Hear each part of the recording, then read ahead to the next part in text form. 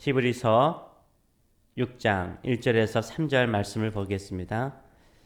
그러므로 우리가 그리스도의 도의 기초를 버리고 죽은 행실을 회개함과 하나님께 대한 신앙과 세례들과 안수와 죽은 자의 부활과 영원한 심판에 관한 교훈의 터를 다시 닦지 말고 완전한 대로 나아갈지니라. 하나님께서 허락하시면 우리가 이것을 하리라. 아멘. 오늘 이 말씀을 가지고 초대교회의 기초 신앙 교육의 제목들, 초대교회의 기본 신앙 교육의 제목들, 주제들이 무엇인가 같이 한번 살펴보기로 원합니다. 이 히브리서는 제목구 자체 히브리인들을 대상으로 하는 서신이죠. 유대인 그리스도인들을 향해 그들을 대상으로 쓴 서신입니다. 초대교회가 세워질 때 교회의 중심 교인들은 대부분이 유대인 그리스도인들이었습니다. 그 대표적인 교회가 바로 예루살렘 교회였죠. 예루살렘 교회는 유대인 그리스도인들이 중심인 교회였습니다. 사도들도 또 다른 제자들도 다 유대인 그리스도인들이었습니다. 지금 히브리서를 처음 받는 교회들도 1세기의 교회죠. 초창기 초대교회들입니다. 그리고 성도들도 1세기의 유대인 성도들입니다. 유대인들로서 율법과 유대 풍습에 익숙한 사람들이었습니다.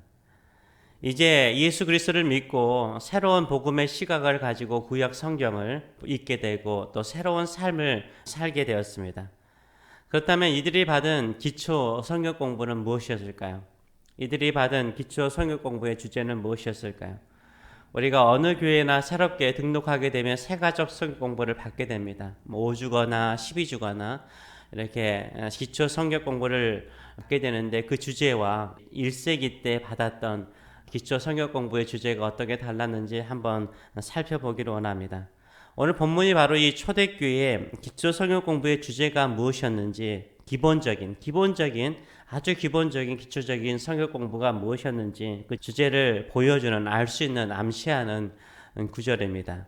1절과 2절의 말씀을 보게 되면 그러므로 우리가 그리스도의 도의 첩보를 버리고 죽은 행실을 회개함과 하나님께 대한 신앙과 세례들과 안수와 죽은 자의 부활과 영원한 심판에 관한 교훈의 터를 다시 닦지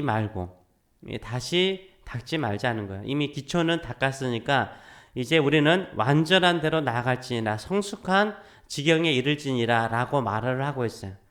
한마디로 말해서 그리스도를 믿는 교리의 초보적인 교리를 넘어서서 성숙한 지경으로 나아갈지니라 라고 권면을 하고 있습니다. 그래서 이 초보적인 교리를 다시 배우는 일이 없도록 초보적인 교리에 대해서는 확실해야 된다는 거예요. 그래서 언급하는 그 초보적인 교훈, 초보적인 주제가 무엇입니까? 6가지가 나와 있죠. 첫째는 죽은 행실을 회개함과, 둘째는 하나님에 대한 신앙과, 셋째는 세례들과, 넷째는 안수, 다섯째는 죽은 자의 부활, 여섯째는 영원한 심판에 대한 교훈이라고 말하고 있어요. 이것은 기초적인 거라는 거예요. 기본적인 주제라는 거예요. 죽은 행실에 대한 회개, 하나님에 대한 신앙, 세례들, 안수, 죽은 자의 부활, 영원한 심판에 대한 교훈은 이미 예수를 믿은 사람이라면 기본적으로 알아야 되는 거예요. 다시 그런 기초적인 교리에 대해서 흔들림이 없어야 되는 거예요. 더 성숙한 하나님의 말씀의 깊이로 나아가라라고 말하고 있습니다. 그렇다면 우리는 이 기초적인 신앙의 교리를 얼마나 알고 있을까요? 이 현대 그리스도인들은요.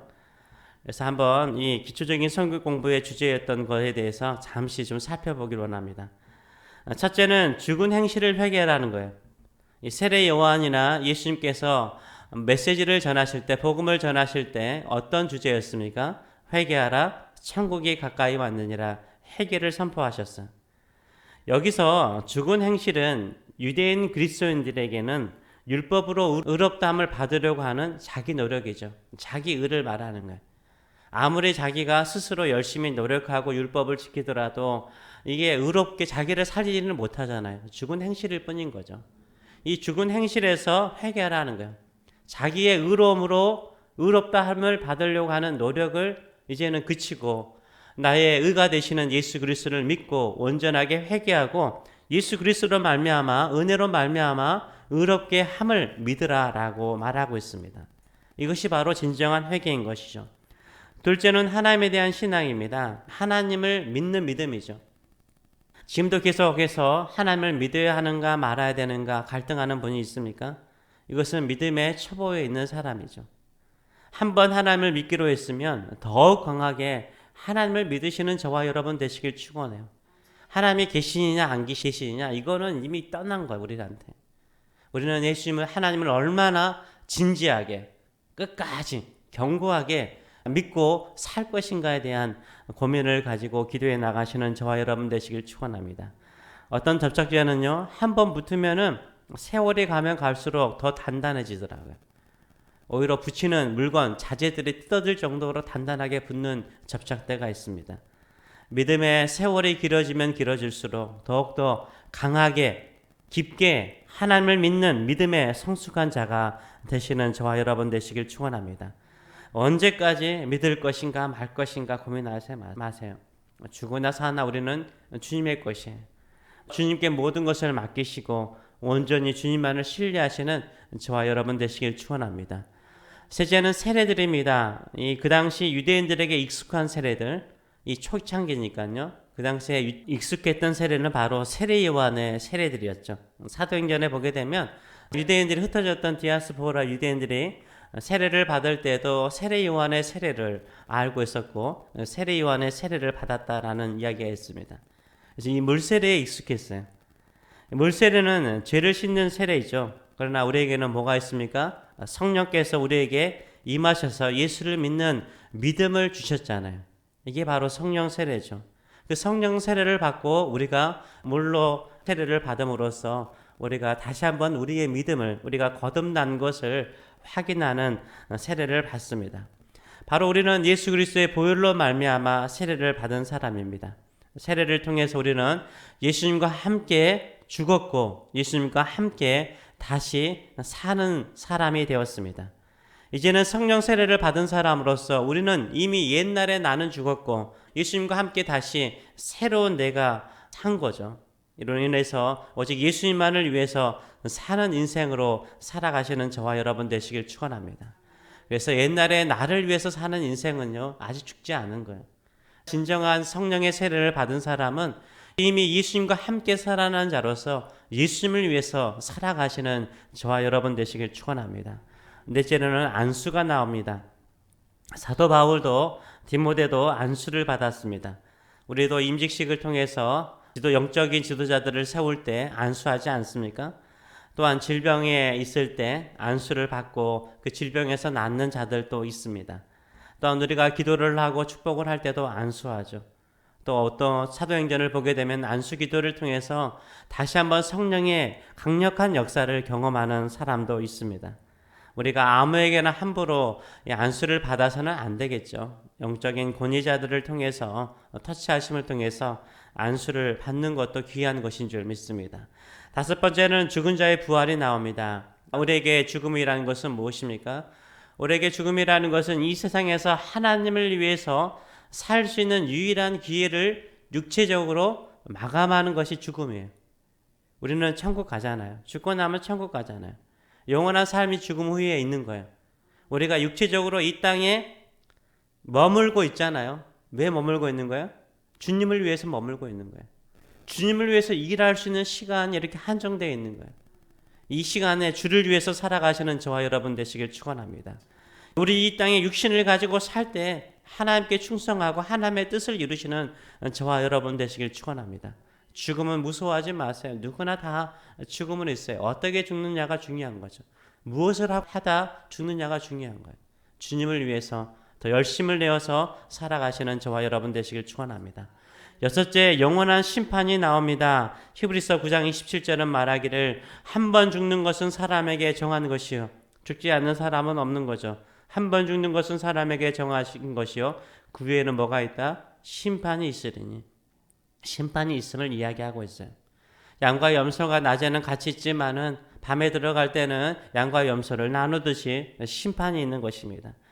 그러기에 오늘 하루를요 가볍게 생각하지 마시고요. 오늘 하루를 살더라도 하나님께서 기뻐하시고 즐거워하시는 일을 하시고 그런 인생을 살아가시는 저와 여러분 되시길 축원합니다. 그래서 이 6가지가 신앙의 기초였는데 2가지씩이 동전의 양면이에요. 아띠라는 거. 회개하고 믿음, 이게 동전의 양면이에요. 세례와 안수가 동전의 양면이에요. 부활과 심판이 동전의 양면이에요. 회개하는 사람이 믿음이 있고 믿음 있는 사람이 회개하죠. 믿음과 회개가 동전의 양면인 거예요. 성령으로 우리가 세례를 받잖아요. 세례와 안수가 동전의 양면인 거죠. 부활 후에 심판이 있는 거죠. 부활을 생각한다면 또 심판을 생각하는 거예요. 심판이 있다면 부활이 있는 거죠. 이 동전의 양면인 것입니다. 이것이 바로 신앙의 기초였고 초대교회는 이것에 확고한 기초를 닦고 그 위에 굳건하게 자신의 신앙을 펼쳐나갔습니다. 우리도 더 깊은 하나님의 말씀 속에 들어가기 위해서 기본적으로 배워야 되고 알아야 되는 기초에 흔들림이 없는 저와 여러분 되시길 축원합니다. 그리고 예수 그리스도를 닮는 일에 성숙해 나가시는 저와 여러분 되시길 축원합니다. 기도하겠습니다. 살아계신 하나님 아버지, 우리는 다시 초보의 터전을 닫기 위해서 돌아가는 자가 되지 않기를 원합니다. 더욱더 하나님을 아는 지식, 하나님을 경험하는 경험, 그리고 하나님의 말씀의 깊이를 깨닫고 예수 그리스도와 함께 사는 즐거움, 예수 그리스도를 위해서 사는 기쁨, 내 뜻이 아니라 하나님의 뜻이 이루어지는 것을 볼 때마다 내적으로 영적으로 생기는 쾌감을 가지고 살아가는 저희들의 삶들이 될 수 있도록 은혜 도하여 주시옵소서. 언젠가는 내 자신을 위해서 세상 속에 살아가는 것은 다 사라지는 것들이요 허무한 것입니다. 주를 위해서 이미 나는 세례를 받음을 통해서 예수님과 함께 십자가에서 죽었고 예수님과 함께 다시 살아난 자가 되었습니다. 주의 것이 되었습니다.